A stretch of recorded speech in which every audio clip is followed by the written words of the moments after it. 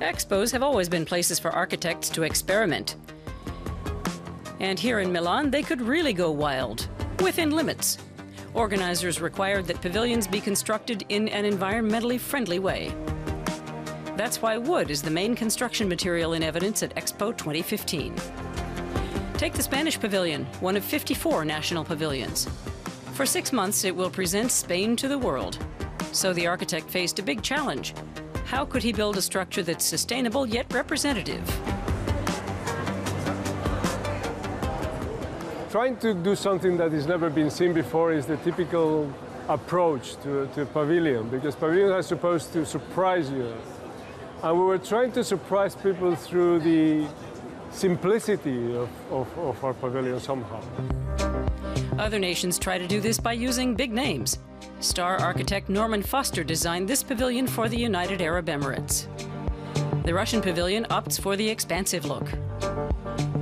The country started off on a level playing field on the Expo grounds. Each lot is only 20 meters wide along the central road, regardless of the size of the pavilion. That also posed a logistical challenge. Creating access to the property was difficult because everyone has to come from the street. The plot is very small. You can't store anything there temporarily since you'll just end up getting in the way of your neighbor. That's why construction was so time-consuming and why some things weren't finished until the last minute. The German pavilion emphasizes technical innovation rather than visual extravagance.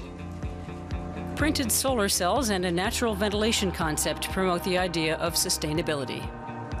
The Italian pavilion also features surprising little details.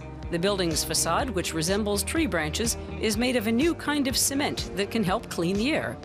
Architect Michele helped create the concept, which is also intended to symbolize Italian culture.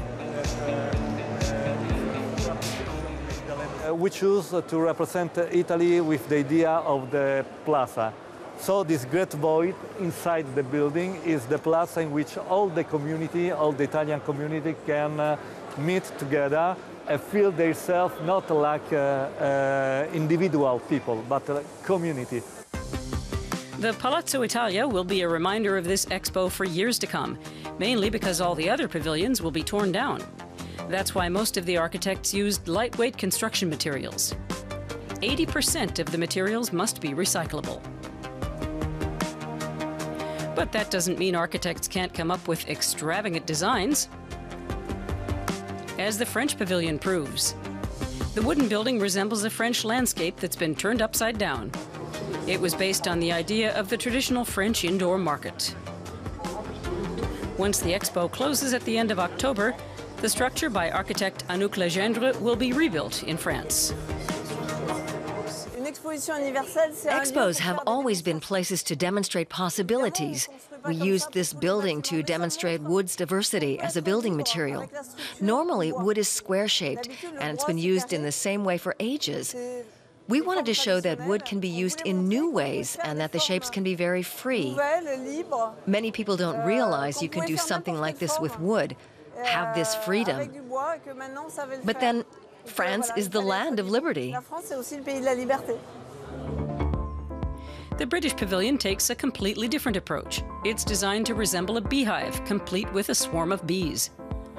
Composed of 170,000 parts, it's more like an accessible artwork than a building.